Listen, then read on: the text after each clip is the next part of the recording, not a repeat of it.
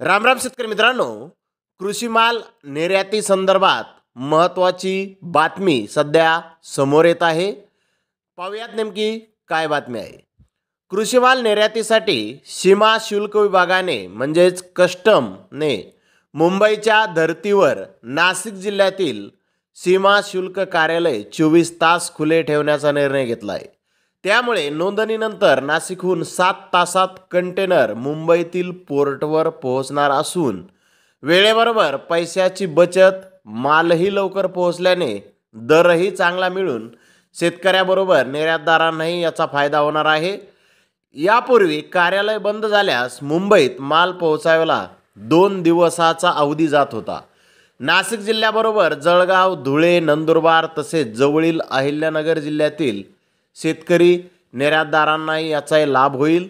नाशिक विभागातून जानोरी येथील कस्टम कार्यालयातून मोठ्या प्रमाणात द्राक्ष, कांदा, तांदूळ, केळी, हिरवी मिरची, शेवग्याची निर्यात होत असते. मात्र हे कार्यालय सकाळी 10 ते सायंकाळी 6 पर्यंत उघडे राहत असल्याने कंटेनर आणि पिकाच्या नोंदणीसाठी वेळ अपुरा पडत होता. त्यामुळे निर्यातदारांना कृषी माल आणि कंटेनरची मुंबईच्या कस्टम कार्यालयातून नोंदणी करावी लागत होती. मात्र त्या ठिकाणी गर्दी राहत असल्याने वेळ वाया जाऊन कृषी माल खराब होऊन निर्यातदाराचा खर्चही वाढत असल्याने त्याचा अप्रत्यक्ष फटका शेतकऱ्यांना बसत होता. त्यामुळे जानोरीतील कार्यालय 24 तास खुले राहावे यासाठी हॉर्टिकल्चर प्रोड्यूस एक्सपोर्ट असोसिएशनने मागणी केली होती. त्यानुसार नाशिक येथील कस्टमचे सहाय्यक आयुक्त अजित कुमार धान यांनी पुढाकार घेऊन 8 जानेवारीला हे कार्यालय 24 तास उघडे ठेवण्यासाठी मंजुरी दिली. कंटेनर नोंदणीसाठी अर्धा तास लागतो. मात्र सायंकाळी 6 नंतर कंटेनर आल्यास दुसऱ्या दिवसापर्यंत नोंदणीची प्रतीक्षा करावी लागायची. त्यामुळे मुंबईहून परदेशात जहाज निघून गेल्यास पुन्हा 7 दिवस नवीन जहाजाची प्रतीक्षा करावी लागते. परिणामी निर्यातदारांना कंटेनरचे अधिक भाडे द्यावे लागते. कृषी माल खराब होण्याची शक्यता असते. तो खराब झाला तर नुकसान निर्यातदारांना सोसावे लागून त्याचा अप्रत्यक्ष शेतकऱ्यांच्या दरावर देखील परिणाम होतो.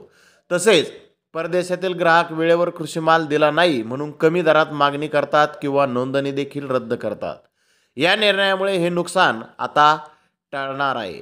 मित्रांनो, नाशिक जिल्ह्यातून सध्या दिवसाकाठी 20 ते 30 कंटेनर मुंबईला जातात. आता 24 तास कस्टम कार्यालय खुले राहणार असल्याने मुंबईसारखी सुविधा नाशिकलाही मिळणार असल्याने दररोज सुमारे 100 ते 125 कंटेनर नोंदणी होण्याची शक्यता आता आहे.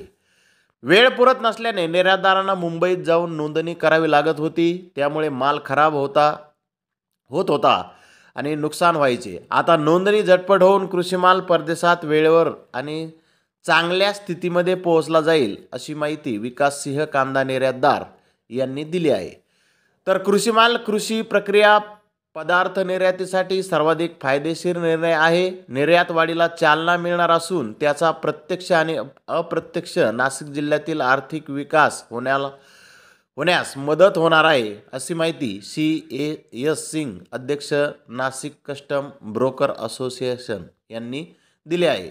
तर सध्या मुंबईकडे जाणाऱ्या महामार्गावर विकास कामे सुरू असल्याने कंटेनर जाण्यासाठी विलंब होतो. 24 तास कार्यालय खुले असल्याने रात्रीच्या वेळी देखील कंटेनर पाठविणे सुलभ होणार आहे अशी माहिती विलास शिंदे, अध्यक्ष सह्याद्री फार्मर तसेच द्राक्ष निर्यातदार यांनी दिली आहे. तर मित्रांनो, एकूणच हा निर्णय पाहता अप्रत्यक्ष फायदा हा शेतकऱ्यांनाही होणारच आहे.